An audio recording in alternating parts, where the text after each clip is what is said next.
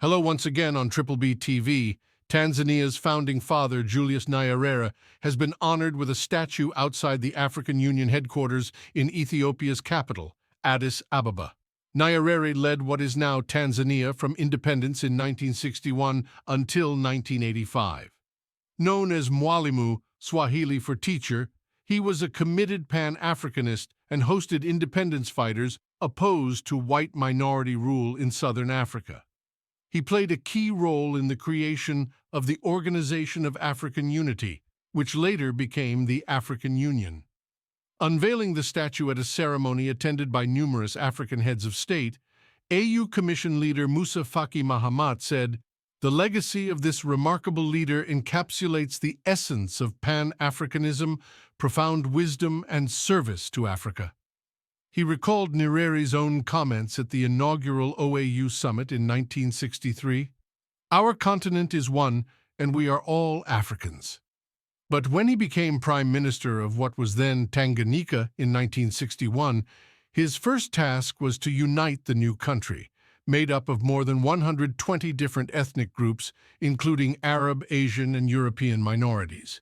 He managed to do this by promoting the use of Swahili as a common language, and through his vision of African socialism, or ujamaa, familyhood.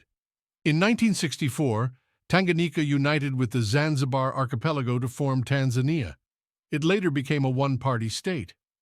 Nyerere defended the absence of multi-party elections by declaring that Tanzanians had far more freedom under him than they had ever had under British rule, and that the one-party system was vital for stability. Known for his modest lifestyle, Nyerere tried to create an egalitarian society based on cooperative agriculture, meaning farmers no longer worked their individual fields but instead worked together on communally owned land. He wanted Tanzania to be self-reliant, rather than depending on foreign aid and investment. However, this largely failed, and Tanzania's economy was in dire straits when he stepped down in 1985. Yet, he oversaw a huge improvement in healthcare and literacy and remains widely revered in Tanzania. The country's main international airport is named after him, as are many roads, bridges, and stadiums. During the 1970s, Nyerere lobbied Western governments to take a stronger stance against white minority rule in Rhodesia, later Zimbabwe and South Africa, and backed armed groups fighting those regimes. Paying her tribute to Nyerere, Tanzania's President Samia Suluhu Hassan said, "To him, Africa's well-being came first, before popular approval, personal fortune, or country well-being."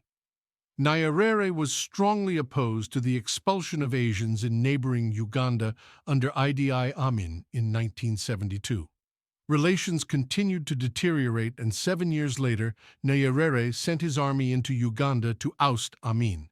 In a post on X, Zambia's President Hakainde Hichilema described the unveiling of the statue to one of our continent's iconic figures as a proud day.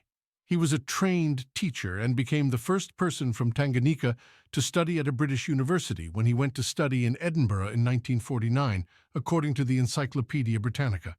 He died in 1999, aged 77, and the anniversary of his death, the 14th of October, is a public holiday. Nyerere is the third leader to be honored with a statue outside the AU headquarters, after Ghana's founding father and Pan-Africanist Kwame Nkrumah, and Ethiopia's Emperor Haile Selassie, who became a symbol of African nationalism for resisting Italy's attempts to colonize the country in the 1930s and later agreed to host the OAU. Thank you for watching. Remember to subscribe and click bell for the next video notification.